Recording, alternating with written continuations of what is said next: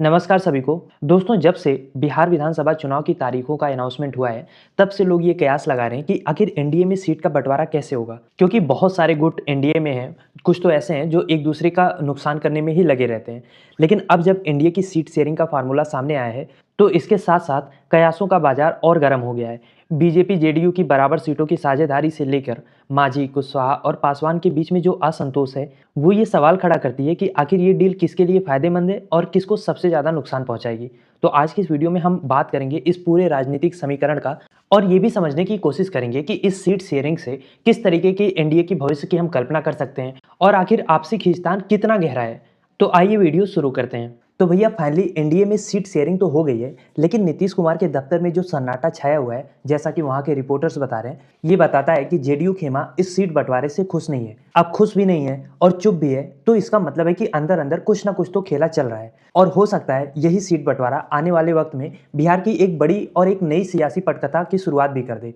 क्योंकि जिस तरीके का माहौल एनडीए के भीतर बना हुआ है, ये सीट शेयरिंग सौहार्दपूर्ण से ज्यादा संघर्षपूर्ण नजर आ रहा है। बीजेपी और जेडीयू दोनों 101 सीटों पर लड़ेंगी। अब सुनने में लग रहा होगा कि ठीक है, दोनों को बराबरी का सौदा हुआ है, दोनों को बराबरी की सीटें मिली हैं, लेकिन असल में इस बराबरी के पीछे एक राजनीतिक संकेत है। क्योंकि जिसने भी बिहार की राजनीति को जरा सा भी करीब से देखा है, वो जान रहा है कि बराबरी के पीछे भी बीजेपी ने अपना गेम सेट किया हुआ है और जेडीयू को बीजेपी की बी टीम बनाने की जो तैयारी है वो लगभग पूरी हो चुकी है, जिसका कंफर्मेशन इस सीट शेयरिंग से किया जा सकता है। क्योंकि सीट शेयरिंग के बंटवारे से पहले चर्चा ये थी कि बीजेपी शायद एक सीट कम लेगी जेडीयू से, ताकि जेडीयू बिग ब्रदर के तौर पे उसकी इज्जत बची रहे।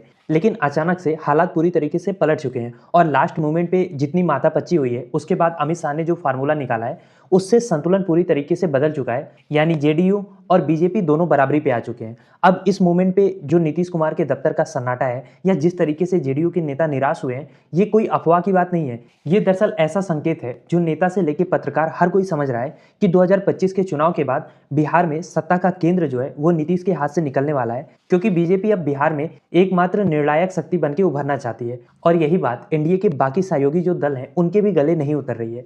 और सहयोगियों का जो असंतोष है इस सीट शेयरिंग को लेके, वो धीरे धीरे बाहर आना शुरू हो चुका है। सबसे पहले आवाज उठी है जीतन राम मांझी की ओर से। हम पार्टी के नेताओं ने कहा है कि निर्णय को हम भले ही सिरोधार्य कर रहे हैं, मतलब उसको मान ले रहे हैं, पर 6 सीटें देकर हमारे महत्व को कम करके आंका जा रहा है। अब ये बयान अपने आप में बहुत कुछ कह रहा है, क्योंकि एनडीए की सीट शेयरिंग में हम पार्टी को 6 सीटें दी गई हैं और वो पार्टी कह रही है कि इसका खामियाजा एनडीए को भुगतना पड़ेगा। और अगर आप इसको चुनाव से ठीक पहले अंदरूनी विद्रोह की तरह नहीं देखेंगे तो कैसे देखेंगे?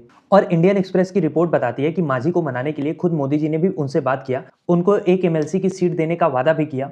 लेकिन नतीजा ये है कि मामला तब भी शांत होने का नाम नहीं ले रहा है। उधर राष्ट्रीय लोक समता पार्टी के उपेंद्र कुशवाहा का बयान तो और भी ज्यादा भावनात्मक है। उन्होंने सोशल मीडिया पे लिखा कि आज कई घरों में खाना नहीं बनेगा। यानी कि सीट बंटवारे को लेकर पार्टी के अंदर निराशा इतनी गहरी है कि छिपाए छिप नहीं रहा है। कुशवाहा को भी केवल 6 सीटें मिली हैं और उनका दर्द साफ झलक रहा है कि हमारी पार्टी के साथ अन्याय हुआ है। पर इस सीट शेयरिंग में किसी को सबसे ज्यादा फायदा हुआ है तो वो है चिराग पासवान। ऐसा लग रहा है कि बीजेपी चिराग पासवान को एक नया दलित फेस के रूप में प्रेजेंट करना चाहती है। चिराग पासवान की लोक जनशक्ति पार्टी को सीधे 29 सीटें मिली हैं और ये पार्टी विधानसभा में, यानी 2020 के विधानसभा में केवल एक सीट जीती थी। यानी कि एक सीट जीतने वाले को 29 सीटें मिली हैं। तो यहाँ पे बीजेपी कहीं ना कहीं ये संदेश दे रही है कि एनडीए में दलित प्रतिनिधित्व का चेहरा जो है वो चिराग पासवान है, ना कि जीतन राम मांझी। और इतनी बड़ी सीट मिलने के बाद अब तो चिराग पासवान पूरी तरीके से मोदी जी का हनुमान बने रहेंगे। हालांकि नीतीश कुमार इस डील से काफी नाराज होंगे, क्योंकि 2020 में चिराग ने ही नीतीश के उम्मीदवारों को कई जगह पे नुकसान पहुंचाया था। अब उन्हीं चिराग को एनडीए के अंदर 29 सीटें दिया जाना कहीं ना कहीं नीतीश के खेमे को डाइजेस्ट करना बहुत मुश्किल होगा। अब चुनाव का इस पे कितना नेगेटिव या कितना पॉजिटिव इंपैक्ट पड़ेगा, ये तो 14 नवंबर को ही पता चलेगा। लेकिन बीजेपी ने इस सीट शेयरिंग से दो चीजें साधने की कोशिश की है। पहला ये कि दलित वोट बैंक को अपनी तरफ खींचना है और उसका चेहरा बनाया है चिराग पासवान को। दूसरा कोशिश ये है कि नीतीश कुमार के प्रभाव को भीतर ही भीतर सीमित करने की कोशिश की जा रही है, ताकि दोबारा उनको मुख्यमंत्री की कुर्सी तक पहुंचने ही ना दिया जाए। लेकिन अगर सूत्रों की माने तो एनडीए के कार्यकर्ताओं के बीच में आपस में बहुत ज्यादा ठन चुकी है। कई जगहों पर, कई सीटों पर जेडीयू और एलजेपी के कार्यकर्ताओं के बीच में खुला असंतोष है। कई इलाकों में ये मैसेज साफ साफ भेजा जा रहा है कि अगर चिराग का उम्मीदवार है तो वोट नहीं देना है, भले ही आरजेडी का उम्मीदवार जीत जाए। और यही भावना उधर उल्टी तरफ चिराग के कार्यकर्ताओं में जेडीयू के खिलाफ भी है। यानी चुनाव शुरू होने से पहले ही अंदरूनी बगावत की नींव पड़ चुकी है। हालांकि बीजेपी के केंद्रीय नेताओं को लग रहा है कि ये टेंशन सिर्फ शुरुआती दिनों की गर्मी है, धीरे धीरे चुनाव तक सब सही हो जाएगा। लेकिन हकीकत ये है कि जिन जिलों में सीटें ओवरलैप होती हैं, वहां का माहौल बता रहा है कि यह सिर्फ उटौवल आने वाले हफ्तों में और बढ़ सकता है, क्योंकि बिहार की राजनीति काफी हद तक जाति समीकरणों पर टिकी होती है। महादलित, कुशवाहा, यादव, पसमानदा, अति पिछड़े, सबके वोट बैंक अलग अलग पैमाने पर काम करते हैं। और ये जो बीजेपी का मॉडर्न नेशनल स्ट्रेटजी है, वो बिहार की लोकल ग्राउंड रियलिटी से बहुत अलग है।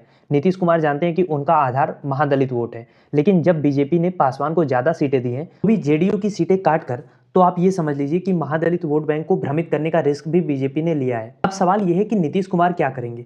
देखो, बीजेपी के साथ रहकर वो बराबरी में भले आ रहे हैं, सीट शेयरिंग बीजेपी और जेडीयू दोनों को बराबर मिली है, लेकिन इससे नीतीश कुमार भीतर से असहज हैं। उनकी तरह के अनुभवी नेता को पता है कि इस तरह की सीट शेयरिंग का फार्मूला भविष्य में उनके लिए मुश्किल बन सकता है। अगर चुनाव के बाद जेडीयू की सीटें मान लीजिए कम आती हैं और बीजेपी बहुमत के करीब पहुंच जाती है, तो मुख्यमंत्री का चेहरा बदलना तय है।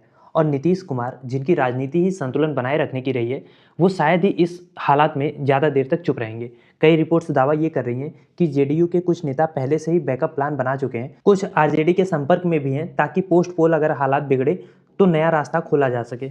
अगर हम 2020 के विधानसभा चुनाव की बात करें, तब उस समय बीजेपी को 74 सीटें आई थी और जेडीयू को केवल 43 सीटों पर जीत मिली थी। फिर भी नीतीश कुमार को मुख्यमंत्री बनाया गया, सत्ता साझा किया गया, लेकिन शक्ति का केंद्र तो 2020 में ही बदल चुका था। 2025 की सीट शेयरिंग साफ साफ ये बात बता रही है कि बीजेपी अब ये समझ चुकी है कि नीतीश कुमार की लोकप्रियता सीमित है। उनका गठबंधन सिर्फ राजनीतिक सुविधा का है, इसमें वैचारिक जुड़ाव नहीं है। इसीलिए पार्टी अब 2025 से 2030 का स्ट्रेटजी बना रही है, जिसमें नीतीश कुमार को एक ट्रांजिशनल फेज के रूप में देखा जा रहा है। और अगर चुनाव का नतीजा वैसा ही आ रहा है जैसा बीजेपी अनुमान लगा रही है, यानी बीजेपी को जेडीयू से ज्यादा सीटें मिल जाती हैं, पहला दावा मुख्यमंत्री पद के लिए बीजेपी का होगा। और उस स्थिति में नीतीश के पास केवल दो रास्ते होंगे, या तो वो सत्ता में छोटे सहयोगी की तरह बने रहें, या फिर किसी नए गठबंधन की तलाश में जाएं। और इतिहास हमें दिखाता है कि नीतीश कुमार ने हमेशा से किसी को पूरी तरीके से जीतने नहीं दिया। वक्त रहते वो पाला बदल लेते हैं, और मुख्यमंत्री का पद उन्होंने 20 साल से नहीं छोड़ा है। इसीलिए जैसे जैसे चुनाव करीब आ रहा है, बिहार की राजनीति दिलचस्प होती चली जा रही है। और अगर वर्तमान ट्रेंड सही साबित होते हैं, जैसा बीजेपी सोच रही है वैसा ही सब कुछ चला,